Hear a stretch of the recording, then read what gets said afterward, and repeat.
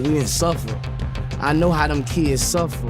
And people don't understand that I was on death row, finna get a needle in my arm. Boosie Badaz has been in the trenches with the system for years, and the fight shows no signs of slowing down. The Baton Rouge legend has already spent his share of time behind bars. Old clips from jail showed him looking broken down and drained, a man carrying the weight of it all. But now, he's back in the hot seat, caught up in federal heat while waiting to learn his fate. Fans swear the system's got a personal vendetta against him.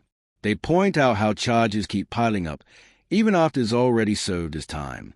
And truth be told, when you see the facts laid out, it's tough to argue otherwise.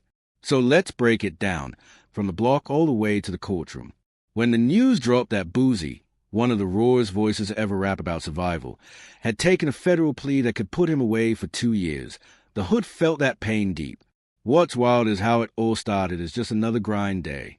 On May 6, 2023, Boosie was out in San Diego filming a music video, getting ready to perform at the Phantom Lounge in the Gaslamp Quarter. For him, it was business as usual, grind, hustle, and make sure his 9 kids were straight. But while he was focused on the music, both the streets and the feds had their eyes locked on him. That same day, San Diego police tuned into an Instagram live from a neighborhood figure, and in the background, they spotted Boosie with a handgun tucked in his waistband. Just like that, one regular day flipped into a life-changing headline. The way law enforcement came down on him looked like a scene from a Hollywood movie. A helicopter hovered overhead, trailing the black Mercedes SUV he was riding in. Then boom, cops pulled him over, claiming he ran a red light. But this wasn't just a traffic stop. This was a full-on takedown. Once they searched the vehicle, things got ugly fast. Officers claimed they found not one but 2 loaded straps, a Glock and an FN Her-style Hellcat. Boosie tried to keep it solid, telling them one belonged to his security. But prosecutors weren't buying that for a second. They came with their own storyline, one that had way bigger consequences. That's when the feds dropped their bombshell. They claimed Boosie bought both weapons in Georgia, then hopped on a Delta flight the same day to San Diego with a gun stashed in his bag. And just like that, they had the magic word they needed, interstate commerce. Once that angle was on the table, it became a federal problem overnight. At first, this was looking like a state-level issue. The San Diego DA charged him with possession of a firearm by a prohibited person, concealed carry in a car, illegal ammo, and holding an unregistered strap. His legal team seemed confident, even saying probation was likely, no prison time. But on June 14, 2023, everything flipped. The state charges got dropped, and Boosie probably thought he was walking free. Instead, the second he stepped out of the courthouse, federal agents were waiting to cuff him up again, this time for the felon in possession charge. Boosie's legal team wasted no time going on the attack. His attorney, Megan Blanco, state case was dropped, and out of nowhere, the feds picked it up. Now, it was a state case. Called out the feds for breaking their own petite policy, a rule that says you can't prosecute someone twice for the same thing. Another lawyer, Damon E.T., backed her up, saying Boosie's outspoken voice on social media, constantly calling out the justice system, put a giant target on his back. From the start, it was clear this case wasn't just about guns. It was about silencing a man who refuses to stay quiet. Prosecutors leaned heavy on Boosie's past to keep the charges alive. Way back in 2011, he caught a marijuana case, and that conviction stamped him as a prohibited person under federal law, meaning he wasn't allowed to touch a firearm. Now think about it. Over a decade-old weed case, something that's not even illegal in half a country anymore, was twisted into the reason Boosie could face up to 15 years in prison. 15 years over a blunt from the past. That's how far they were willing to stretch it. The judge originally set his bond at $100,000, but this wasn't county court where money could solve everything. This was federal court, where the rules are harsher, the stakes are higher, and the system plays for keeps. But then came the plot twist nobody saw coming.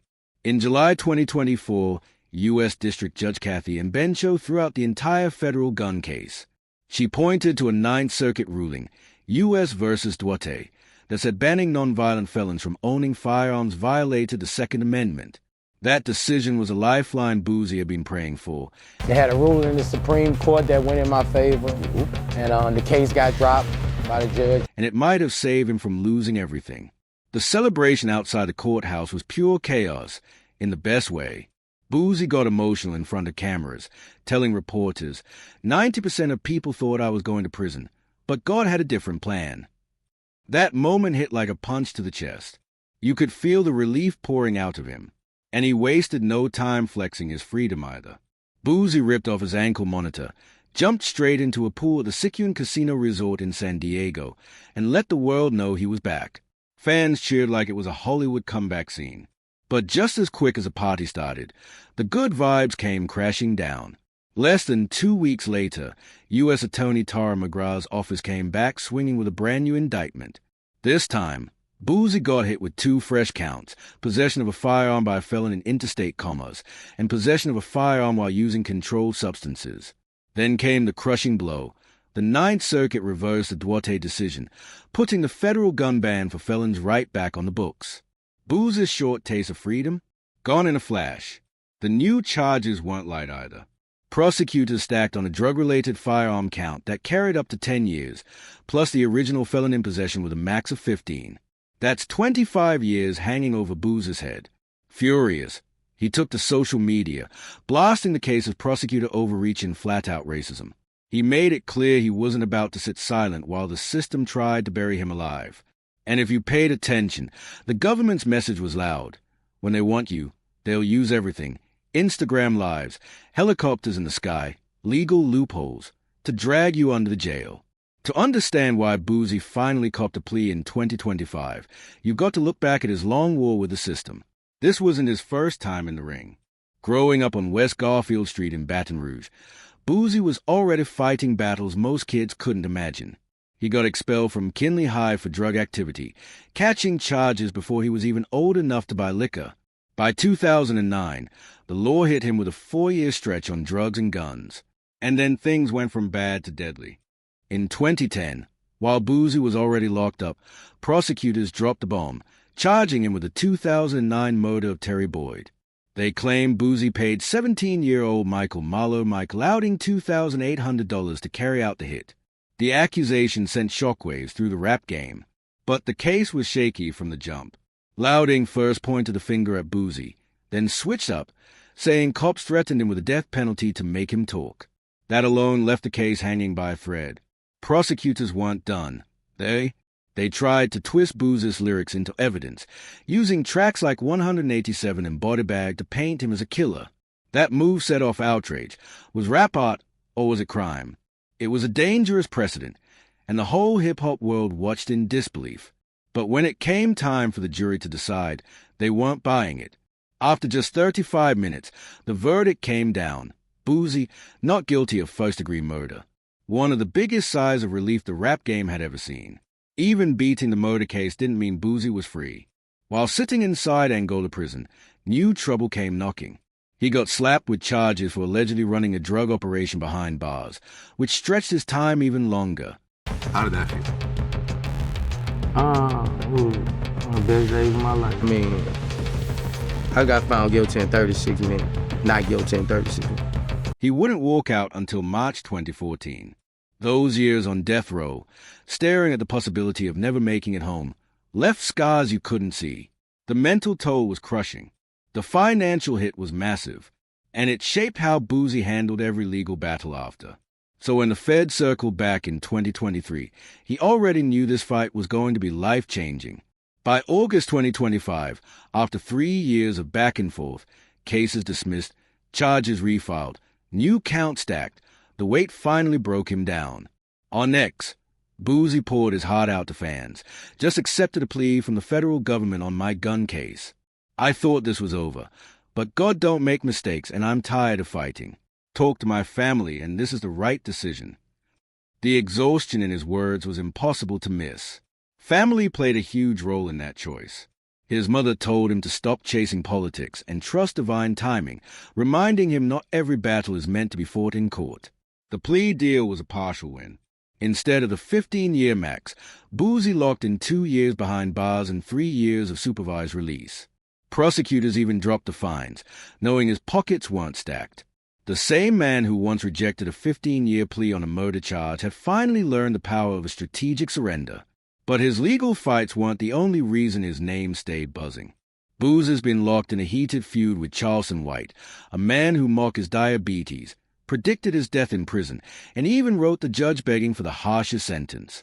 Any other street figure might have handled White face-to-face, but Boosie kept his cool, knowing one reckless move could ruin everything he had left. And then, there's a long list of controversies that kept him trending. Boosie's outspoken takes on LGBTQ+ issues have landed him in hot water more than once. In 2020, he went at Dwayne Wade's transgender daughter, Zaya. In 2021, he ranted against Lil Nas X. By 2024, he walked out of The Color Purple in protest. Each move sparked headlines, critics labeled him hateful, and businesses started cutting ties. In March 2025, Planet Fitness banned him from all gyms over his remarks, a corporate-level punishment that stung deep. But nothing hit harder than 2023, when his own daughter, Poison Ivy, came out as lesbian. Instead of embracing her, Boosie said her sexuality wasn't accepted in their Southern Baptist family. That left wounds at home that went way beyond fame or music. And yet, through all the storms, Boosie's fan base never left his side. In 2025, he dropped Words of a Real One, and the album connected instantly. Listeners felt the pain, the scars, the truth, proof that his music still cuts through, even with legal battles hanging overhead. Now, as November 21st, 2025 sentencing day creeps closer, the stakes are sky high. His lawyer, Megan Blanco, is begging the judge for mercy, pointing to his charity work and his role as a father of 9. Prosecutors, though, want the full 2 years served. But history proves prison never slowed Boosie down. Back in 2014, fresh out of Angola, he dropped Touchdown 2 Cause Hell, debuting at number 3 on Billboard. Lockup couldn't crush his momentum then, and it probably won't now. Whatever Judge Ben Seveno decides on November 21st, one thing is certain. Boosie Badass has proven that authenticity survives. From the Baton Rouge projects to the federal courtrooms of San Diego, he never switched up. The streets built him. The system tried to bury him, but is still standing strong. His story ain't just about one gun case. It's about a man who turned pain into profit, scars into songs, and never forgot where he came from, even when it cost him everything. So make sure you like, subscribe, share, and drop a comment. And I'll see you on the next one.